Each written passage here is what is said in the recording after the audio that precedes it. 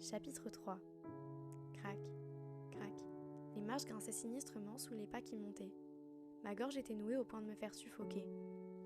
Paralysée devant le piano, je cherchais des yeux un endroit où me cacher, mais il n'y en avait pas. Crac, crac. Et au moment où j'allais mourir de peur, un crâne dégarni pointa en haut des marches. Papa! Jérôme, qu'est-ce que tu fais là pour l'amour du ciel? Il s'avança dans la lumière jaune. Son pyjama était mal boutonné et le pantalon était retroussé sur l'une de ses jambes. Papa, je croyais... J'avais l'air idiot, mais j'étais réellement terrorisée. Est-ce que tu sais quelle heure il est? Me demanda-t-il en regardant son poignet, où il n'y avait pas de montre. Il est plus de minuit. Je sais, papa, mais j'ai entendu le piano et j'ai... Tu as entendu quoi? Rugit-il les yeux exorbités.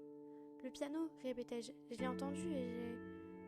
Jérôme, explosa mon père, le visage rouge de colère. Il est un peu tard pour tes farces débiles. Mais papa...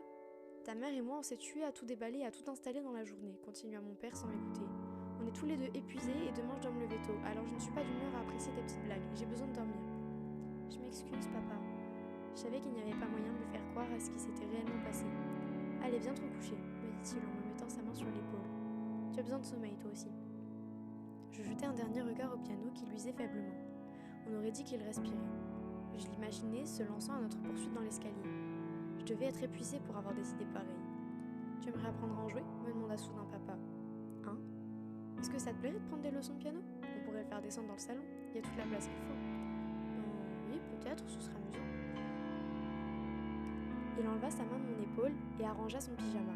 Je vais en parler à ta mère, je suis sûre qu'elle sera d'accord. Elle a toujours souhaité avoir un musicien dans la famille. Tu veux bien éteindre? Je tirai la chaînette et l'obscurité nous entoura. Je restai près de mon père pendant que nous descendions tous les deux l'escalier grinçant.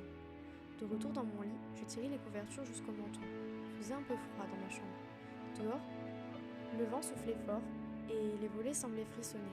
Ce serait super des leçons de piano, me disais-je, à condition qu'on me laisse jouer des airs de rock et non pas ces airs classiques ennuyeux.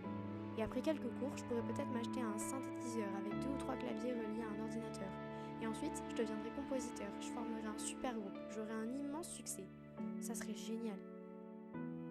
Je fermais les yeux, la tête pleine de rêves fous. La fenêtre grinçait toujours. J'avais toujours cette impression que la maison entière gémissait. J'essayais de ne pas y faire attention. Je finirais par m'habituer à tous ces bruits. Après quelques nuits, je ne les remarquerais même plus. Je commençais juste à m'endormir lorsque j'entendis de nouveau la musique triste du piano.